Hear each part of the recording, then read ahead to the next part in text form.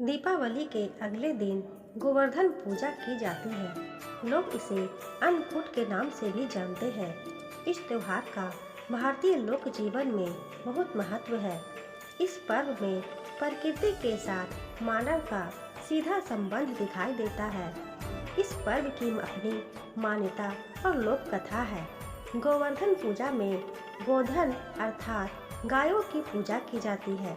शास्त्रों में बताया गया है कि गाय उसी प्रकार पवित्र होती है जैसे नदियों में गंगा। गाय को देवी लक्ष्मी का स्वरूप भी कहा गया है। देवी लक्ष्मी जिस प्रकार सुख समृद्धि प्रदान करती है, उसी प्रकार गौ माता भी अपने दूध से स्वास्थ्य रूपी धन प्रदान करती है। इनका बछड़ा खेतों में अनाज उगाता है। ऐसे गौ संपूर्ण मानव जाति के लिए पूजनीय और आदरणीय है।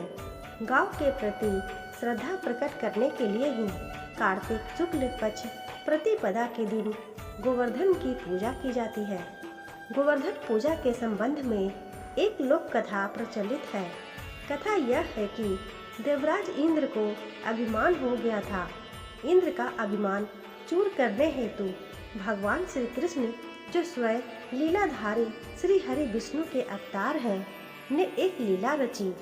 प्रभु की इस लीला में यूँ हुआ कि एक दिन उन्होंने देखा कि सभी ब्रिजवासी उत्तम पकवान बना रहे हैं और किसी पूजा की तैयारी में जुटे हुए हैं। श्री कृष्ण ने बड़े भोलेपन से मैया यशोदा से प्रश्न किया, मैया, ये आप लोग किनकी पूजा की तैयारी कर रहे हैं?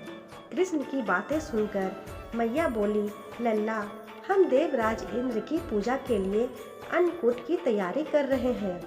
मैया के ऐसा कहने पर श्री कृष्ण बोले, मैया, हम इंद्र की पूजा क्यों करते हैं?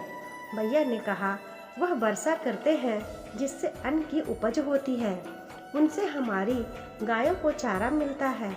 भगवान श्री कृष्ण बोले, हमें तो गोवर्धन पर्वत की पूजा करनी चाहिए क्योंकि हमारी गायें वहीं चरती है। इस दृष्टि से गोवर्धन पर्वत ही पूजनीय है और इंद्र तो कभी दर्शन भी नहीं देते। वह पूजा न करने पर क्रोधित भी होते हैं। अतः ऐसे अहंकारी की पूजा नहीं करनी चाहिए। लीलाधारी की लीला और माया से सभी ने इंद्र के स्थान पर गोवर्धन पर्वत की पूजा की। देवराज इंद्र ने इसे अपना अपमान समझा और मूसलाधार वर्षा आरंभ कर दी। प्रलय के समान वर्षा देखकर सभी ब्रिजवासी भगवान कृष्ण को कोसने लगे कि सब इनका कहा मानने से हुआ है।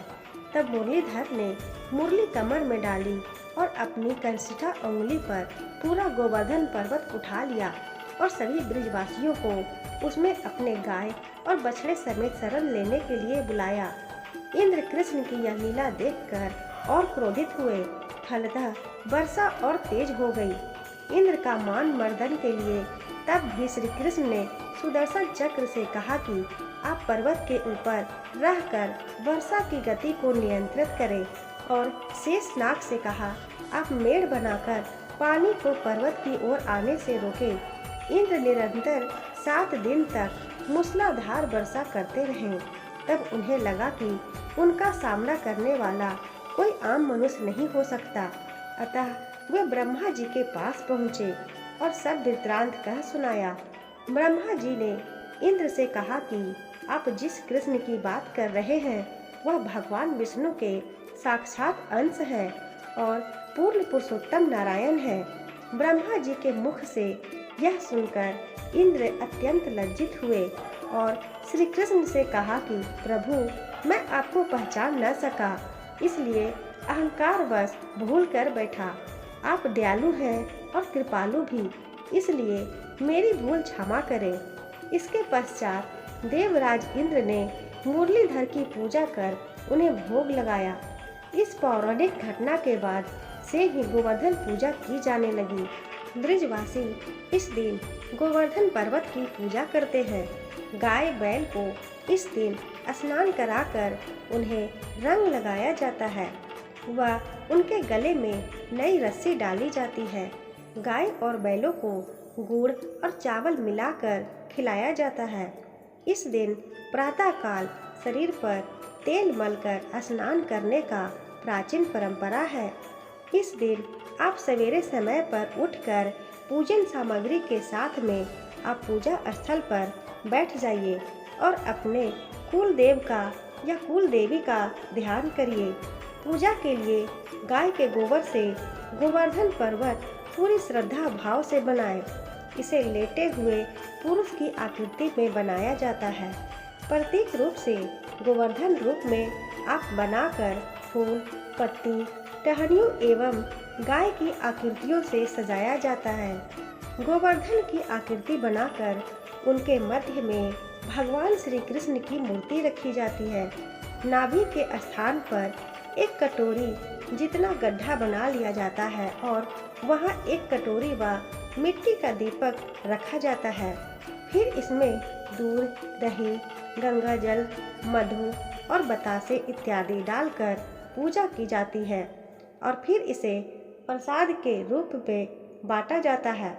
कुछ स्थानों पर गोवर्धन पूजा के साथ ही गाय को स्नान कराने की, उन्हें सिंदूर इत्यादि पुष्पमालाओं से सजाए जाने की परंपरा भी है। इस दिन गाय का पूजन भी किया जाता है। तो यदि आप गाय को स्नान कराकर उसे सजा सकते हैं या उसका श्रृंगार कर सकते हैं तो कोशिश करिए कि गाय का श्रृंगार करें और उसके सींग पर घी लगाए, गुड़ खिलाए।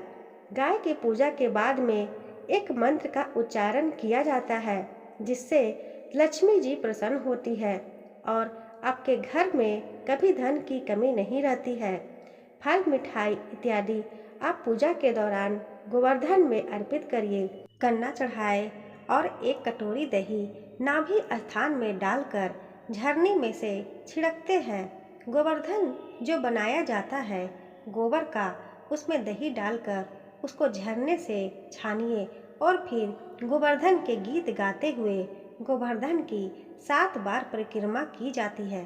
परिक्रमा के समय एक व्यक्ति हाथ में जल का लोटा व दूसरा व्यक्ति अन्न यानी कि जौ लेकर चलते हैं और जल वाला व्यक्ति जल की धारा को धरती पर गिराता हुआ चलता है और दूसरा अन्न यानी कि जौ बोते हुए परिक्रमा पूरी करते हैं। दोस्तों, आशा करती हूँ आपको ये कहानी पसंद आई होगी। कहानी पसंद आई हो तो वीडियो को एक लाइक ज़रूर करें, अपने दोस्तों के साथ शेयर करें। चैनल को अभी तक सब्सक्राइब नहीं किया हो तो ऐसी ही और कहानियाँ सुनने के लिए सब्सक्राइब जरूर कर लें। धन्यवाद।